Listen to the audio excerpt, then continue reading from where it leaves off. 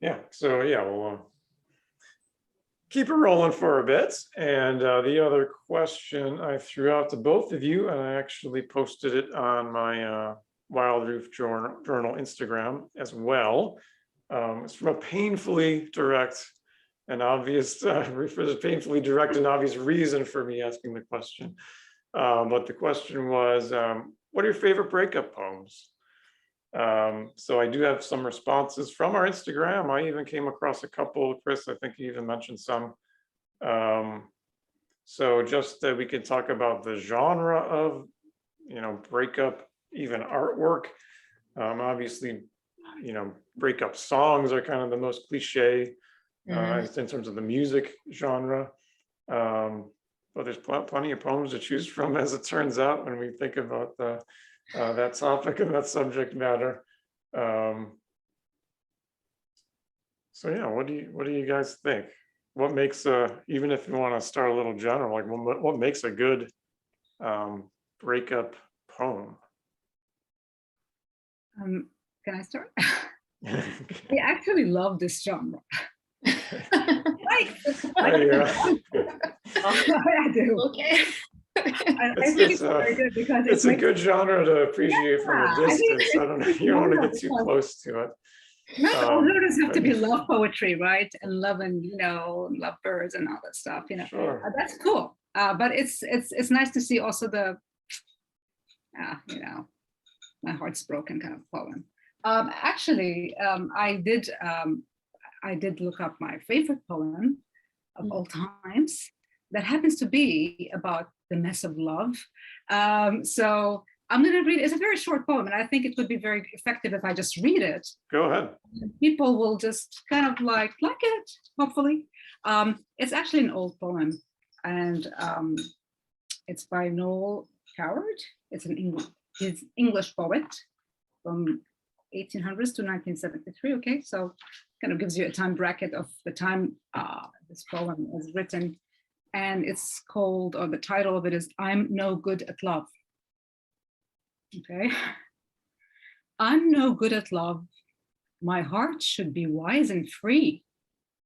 I killed the unfortunate golden goose, whoever it may be, with over-articulate tenderness and too much intensity. I'm no good at love. I battered out of shape. Suspicion tears at my sleepless mind and gibbering like an ape. I lie alone in the endless dark, knowing there is no escape. I'm no good at love. When my easy heart I yield, wild words come tumbling from my mouth, which should have stayed concealed. And my jealousy turns a bed of bliss into a battlefield. I'm no good at love. I betray it with little sins, or I feel the misery of the end in the moment it begins. And the bitterness of the last goodbye is the bitterness that wins. I thought it's just effective. Wonderful in every shape and form. And I really can I hear the last line or the last two lines one more time? And the bitterness of the last goodbye is the bitterness that wins. That wins. Oh, got it. Brutal. Yeah, but it's good. Harsh. Yes, harsh, but good. Yeah. So I thought that was one of the words that comes to me just thinking about this is the rawness of the experience, and how, if that comes through in the poem, like how that would be one kind of check off, I would say, for like a good breakup poem, is that kind of sense of rawness. And that's got it. Definitely raw. Anna, go ahead. Well, I don't know. So actually, right before this, I was talking with my friend about our favorite breakup poems, and I was reading a bunch of breakup poems, and I was almost crying as I was reading them, and I was like, okay, I have to get myself together because now I have to go and talk about these poems. So I'm not sure. I'm not sure what I think. I don't know. There are many things, and as long as they're done well, it'll be good. So maybe I could just say the titles of a few of my favorites. And Sure, how go they ahead. look. So Love After Love by Derek Walcott.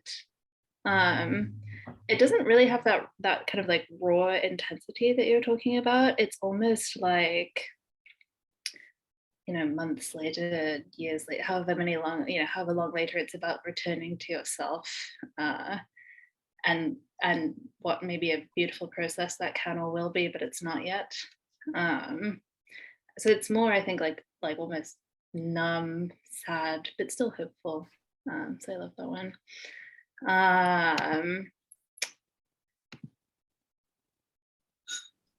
Let's see. Or Morning by Franca Hart. The last line, I think maybe that does have that rawness, but it's just kind of so deeply sad and has the longing, and I think sometimes after a breakup there's a little bit of almost like I'm fine, like denial, like live my life, I don't need you, like but I think this poem by the end of it really leans into like, no, that's not true, like I miss you and I wish it wasn't like this, and it's almost it's so vulnerable to say that, and it's scary, but by saying it, I don't know, it doesn't make it better, but at least you've said it. But I think that just the last line of that poem, which is the last stanza, when you are the only passenger, if there is a place further from me, I beg you, do not go. It's just like, that's the one where I started tearing up and I was like, okay, I have to stop reading breakup poems now. Yeah, you're good. That's the risk, risk reward. So you find one, if you find a good one, if it's good enough, then you got to stop. Yeah. So the title was Morning? Yeah, Morning, spelt Okay. Morning, Gotcha. because obviously it would also work the other way. Yeah, and then Chris, you had something up your sleeve, yeah. Yeah, well, it's so, yeah, you mentioned music already. So as a erstwhile piano player who makes money sometimes doing kind of like bar music, immediately I was drawn to what was kind of version 1.0 of the breakup lonely song, which is a Frank Sinatra song called One for My Baby. And the rest of the lyric goes, it's one for my baby and one more for the road. So like one more drink for me and then one more drink before I leave. And it's the classic male archetype of a guy with a 1950s hat sitting alone at a bar, talking to a bartender, telling him about his troubles. And if I wanted to shoot that as a movie, I was thinking about creating that as a scene, it'd be kind of cliche. I said, no, I get it. But that song somehow sneaks through the radar and is exactly the sweet spot of, you're not feeling sorry for yourself. Of course you're feeling sorry for yourself, but it's not just that you're feeling sorry for yourself, you're sharing it with someone. Since it's through the form of music, the lyrics would not look great as poems, but because it's music, it actually is elevated. And then I asked myself, okay, what makes a good breakup poem or a good breakup song?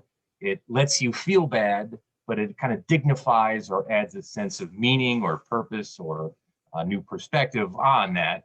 And of course, it's part of the definition of the blues. The blues should be things where you get to talk about how bad you feel, but you're sharing it, and it's a sense of, by articulating it in a way that other people can understand.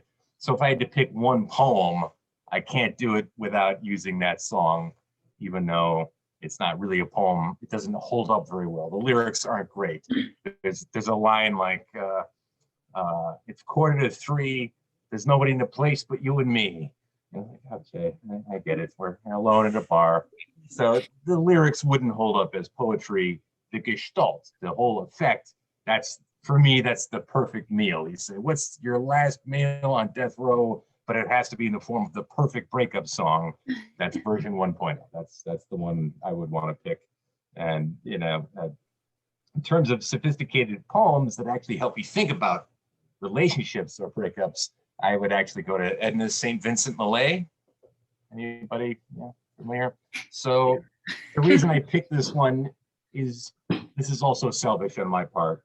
It's not necessarily the best breakup poem, like I relate to it directly, but I like it as a teacher because I like to teach it in the kind of the way that students read it, and I like the message I actually feel within it. So if it's okay, I'm going to go ahead and try to read What Lips My Lips Have Kissed and Where and Why. Erin, is that okay? Please. All right, so here it is, and you may already know this one, but I only thought of this as a breakup poem within the last 3 or 4 years, and suddenly I enjoyed it 1,000% more. So here it is. What lips my lips have kissed and where and why I have forgotten, and when arms have lain under my head till morning, but the rain is full of ghosts tonight that tap and sigh upon the glass and listen for reply. And in my heart there stirs a quiet pain for unremembered lads who again will not turn to me at midnight with a cry. Thus in winter stands the lonely tree, nor knows what birds have vanished one by one, yet knows its boughs more silent than before. I cannot say what loves have come and gone. I only know that summer sang in me a little while, that in me sings no more. The reason I love that on a kind of an art level is I will present that to students and I'll say, all right, what's your first reaction? Or, you know, what do you think the narrator is thinking or feeling and what's the situation? And it's a trap because 3/4 of my students will say, well, here's somebody who slept around too much. They will slut shame the hell out of her. And this was written in 1920, by the way. So this is 101 years old. She's like, well, she's old and she's lonely because she was sleeping around too much. And if she hadn't done that, then she wouldn't be alone right now. And if you reread it and you look for certain key terms like, my heart stirs a quiet pain for unremembered lads. She can't remember individual names. That not again will turn to me at midnight with a cry because they're having a nightmare while they're sleeping on her arm. And you realize no, she was the one who was completely in control of this situation. And her nostalgia and her love isn't for a specific relationship. It was for kind of a lifestyle. And you don't have to judge that lifestyle. But being me, I looked her up. I was like, yep, she's bisexual, but enjoyed herself very much in college.